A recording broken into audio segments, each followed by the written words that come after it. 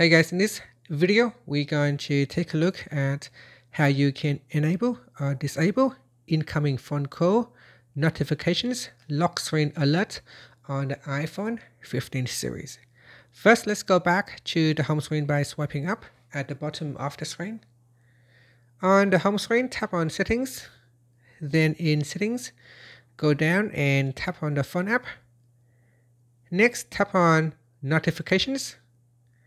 Then make sure you tap on Allow Notifications. Once it is turned on, go down to the Alert section and tap on the lock screen checkbox. So by simply deselecting the lock screen checkbox, it will not alert your notifications on the lock screen. Otherwise, we can switch it on when it is switched on.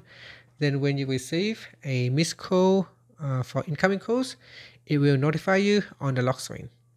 And that's it. After you can tap on the back key or swipe up to go back to the home screen.